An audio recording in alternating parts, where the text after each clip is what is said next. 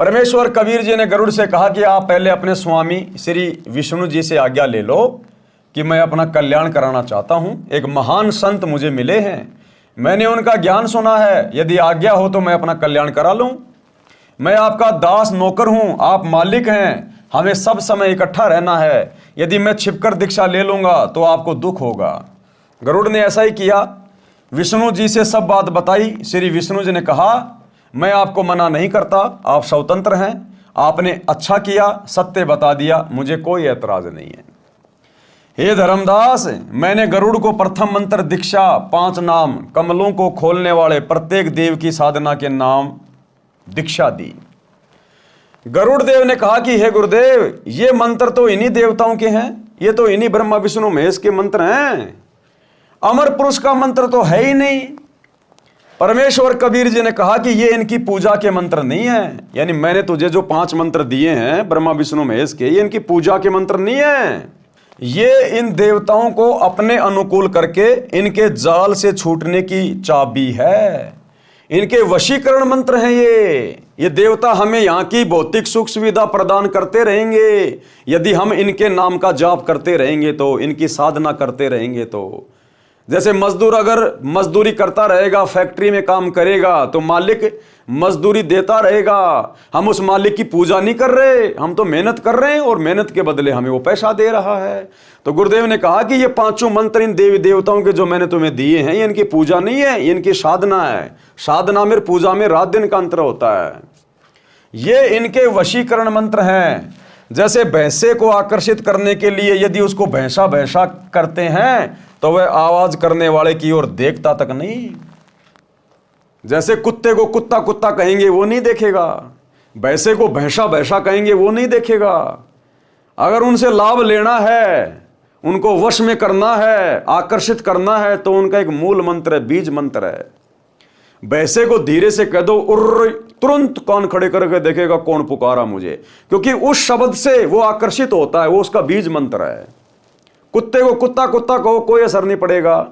धीरे से बोल दो, त्योल त्योल, तुरंत आपकी तरफ आकर्षित हो जाएगा, पूंछ हिलाने लग जाएगा, क्योंकि वो मजबूर है उस मंत्र के वशीभूत होकर आपके निकट आने के लिए। तो गुरुदेव ने कहा कि वैसे तुम जय गणेश देवा, जय दुर्गा, ओम नमः विष्णु देवाय नमः, ओम नमो विष्णु देवाय नमः, तुम कितना ही करते रहो, ये तो खाली इनके शरीर के नाम है, इनकी पहचान है, इनके मूल मंत्र अलग हैं जो मैंने तुम्हें दे दिए 5 मंत्र के रूप में। जब तुम इनका जाप करोगे तो ये तुरंत आकर्षित होंगे, लाभ देने के लिए मजबूर हो जाएंगे, ये तुम्हारी सुरक्षा करने के लिए। तो वो 5 मंत्र जो गरुड़ जी को दिए, वही 5 मंत्र तो आप और हम भगत भाई बहनों को गुरुदेव दीक्षा में दे रहे हैं। हमें तो वरन उससे 2 मंत्र और ज्यादा दे रहे हैं गुरुदेव, हमें तो 7 मंत्र दे रहे हैं। गरुड़ को तो केवल 5 ही मंत्र दिए थे, क्योंकि उस योनि में मोक्ष नहीं हो सकता। मोक्ष के लिए तो धरती पर मनुष्य शरीर स्त्री या पुरुष का प्राप्त करना पड़ेगा। तो केवल गरुड़ के अंदर भक्ति का बीज डालने के लिए, उसकी उस योनि को छुड़वाकर उसको मनुष्य योनि देने के लिए और आगे की पूरी भक्ति देने के लिए परमात्मा ने उसको शरण में लिया था। तो क्या कहा गुरुदेव ने, जैसे भैंसे को आकर्षित करने के लिए यदि उसको भैंसा भैंसा कहते हैं तो वह आवाज करने वाले की ओर देखता तक नहीं। जब उसका वशीकरण नाम पुकारा जाता है, हुर्र, तो वह तुरंत प्रभाव से सक्रिय हो जाता है, आवाज करने वाले की ओर दौड़ा आता है। आवाज करने वाला व्यक्ति उससे अपनी भैंस को गर्भ धारण करवाता है। इसी प्रकार आप यदि श्री विष्णु जी के अन्य किसी नाम का जाप करते रहे, वे ध्यान नहीं देंगे। जैसे लोगों ने किताबें बना रखी है, विष्णु सहस्त्रनामा, विष्णु के 1000 नाम, लोग रटते रहते हैं उसके 1000 नाम, कुछ नहीं होगा। 0/0, समय खराब, श्वासें खराब, व्यर्थ में थूक बिलो रहे हो। वैसे को वैसा वैसा करते रहो, झोटा झोटा करते रहो, मोटा मोटा करते रहो, काला काला करते रहो, नहीं देखेगा। उसका वशीकरण मंत्र जाप करो, धीरे से तुरंत कान खड़े करेगा। तो इन देवी देवताओं के नाम की कितनी माला फेरते रहो भाई और बहनों, मंदिरों में मस्जिदों में जाते रहो, तीर्थों पे जाते रहो। 0/0, समय खराब, धन खराब, श्वासें बर्बाद। अगर वास्तव में लाभ चाहते हो इन देवी देवताओं से जो ये दे सकते हैं अपने स्तर का, तो भी आपने अधिकारी गुरु से इनके मंत्र लेने पड़ेंगे।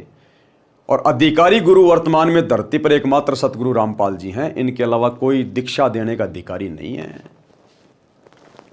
इसी प्रकार आप यदि श्री विष्णु जी के अन्य किसी नाम का जाप करते रहें, वे ध्यान नहीं देंगे।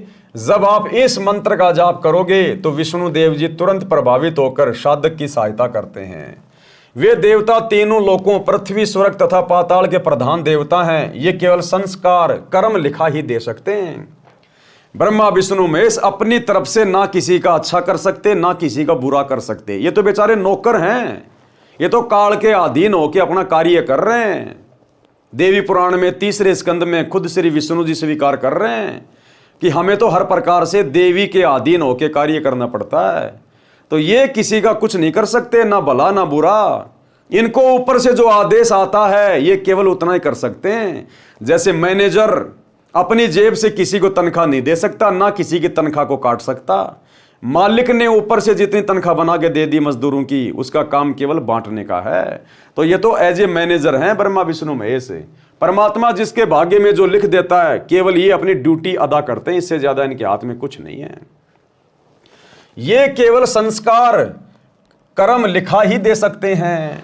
इस मंत्र के जाप से हमारे पुण्य अधिक तथा भक्ति धन अधिक संग्रहित हो जाता है। उसके प्रतिफल में ये देवता भगत की सहायता करते हैं। इस प्रकार इनकी साधना तथा पूजा का अंतर समझना है।